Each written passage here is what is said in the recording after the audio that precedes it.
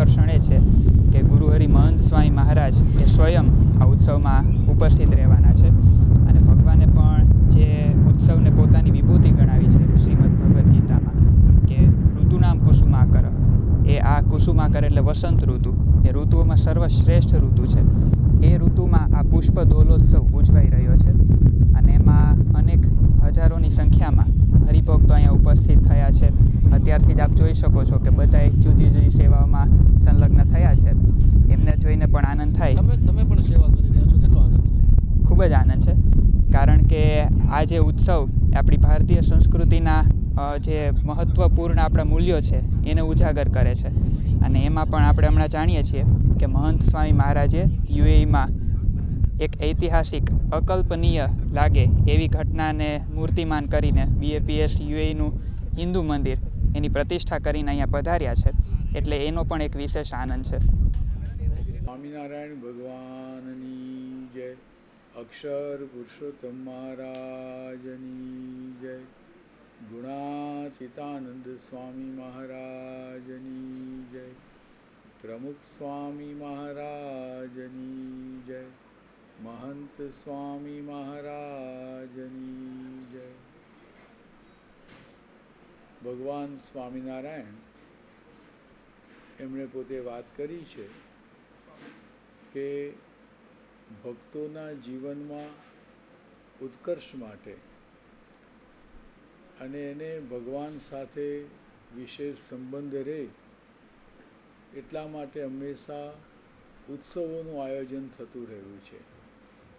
ઉત્સવોનો બીજો કોઈ હેતુ નહીં, પણ એ નિમિત્તે એ પોતે ભગવાન સાથે વિશેષ જોડાય, એનું સ્મરણ થાય, એ દરમિયાન કથા પ્રસંગો પણ થાય, ઉપદેશામૃત પણ થાય, એટલે એનાથી લોકોના જીવનમાં સન્માર્ગે ચાલવાની પ્રેરણા પણ મળે.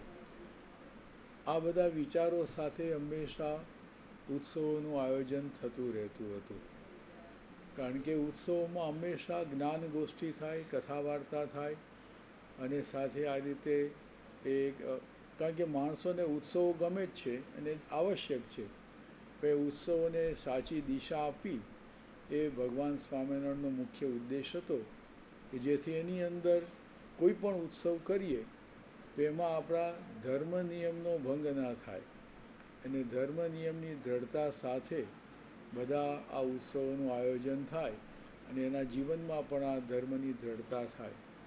તો એવી જ રીતે આ રંગોત્સવ પણ આપણે જાણીએ છીએ કે આપણે ભગવાને જે પ્રહલાદજીની રક્ષા કરી અને એ વખતે એના આનંદની અંદર આપણે આ રંગોત્સવ માણીએ છીએ કે હોલિકા દહન થયું ને એની અંદર પ્રહલાદજીને એને નાશ કરવા માટે પ્રયત્ન કરતા હતા, પણ ભગવાને એની રક્ષા કરી.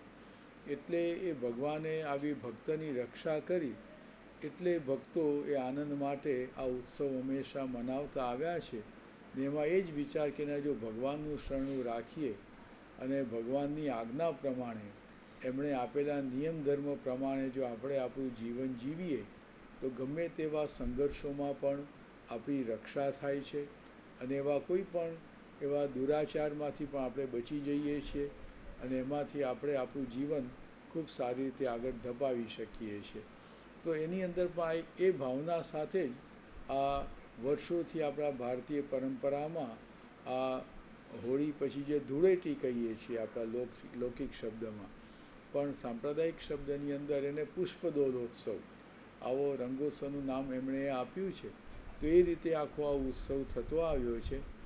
એટલે એ રીતે આ વખતે પણ ઉત્સવ તો એ સમય જ હંમેશા થતો હોય છે, પરંતુ પરમ પૂજ્ય મહંત સ્વામી મહારાજ ત્યાં અબુધાબી મંદિરની પ્રતિષ્ઠા વખતે પધારેલા અને ત્યાંથી અહીંયા પાછા આવતા એમનું સ્વાસ્થ્ય થોડુંક અસ્વસ્થ રહ્યું, એટલે પછી બધા ભક્તોને પણ વિચાર આવ્યો કે હમણાં આ વખતે આપણે ઉત્સવ મોકૂફ રાખો, પછી આપણે ઉજવીશું. એટલે આ એક પ્રતિક ઉત્સવ છે, એ દિવસે જ ઉજવવો જોઈએ ઉત્સવ, પણ એ વખતે અનુકૂળ ન થયું એટલે હવે આ 21મી તારીખે રવિવાર છે એટલે બધાને પણ અનુકૂળ પડે ને બધા આવી શકે. એટલે આ રવિવારે આ ઉત્સવ રાખ્યો છે. અને સાંજના આ ગરમી પણ આ વખતે ખૂબ આવી ગઈ અચાનક એકદમ, એટલે આપણે ઉત્સવ મોડેથી રાખ્યો છે. સાંજના 6, 6:30 પછી આ ઉત્સવ શરૂ થાય, અને એટલે બધાને કોઈ એવો તકલીફ પણ ન પડે, અને ઉત્સવમાં આ રીતે પોતે રંગોત્સવનો લાભ લઈ ભગવાનના પ્રસાદીભૂત રંગથી આપણું અંતર રંગાય. મુખ્ય વસ્તુ તો એ છે. અત્યારે રંગ ભલે આપણે ઉપરથી છાંટીએ છીએ, પણ એની સાથે જે કહ્યું ને કે કથા પ્રસંગો થાય એનાથી માણસનું અંતર રંગાય અને અંતરમાં પરિવર્તન થાય, એ હંમેશા ઉપદેશ આવતા હોય છે. તો આ હેતુસર આવો એક દિવ્ય ઉત્સવ આ 21મી તારીખે રવિવારે એનું આયોજન અત્રે કરવામાં આવ્યું છે. અને દેશ પરદેશથી, ભારતભરના બીજા પરપ્રાંતમાંથી અને ગુજરાતમાંથી પણ ચારે બાજુથી હરિભક્તોને જેમ અનુકૂળ પડે એ રીતે લોકો બધા ભાવિક ભક્તો અહીંયા આવશે અને આ ઉત્સવનો લાભ લેશે. અમે પણ પ્રાર્થના કરીએ કે દરેકના જીવનમાં આ રીતે આ ઉત્સવનો સારો લાભ મળે ને એના જીવનમાં પણ આ ભગવાનનો રંગ છે એ છવાઈ જાય, એનું અંતર પણ સુખ શાંતિમય બને, એ જ પ્રાર્થના.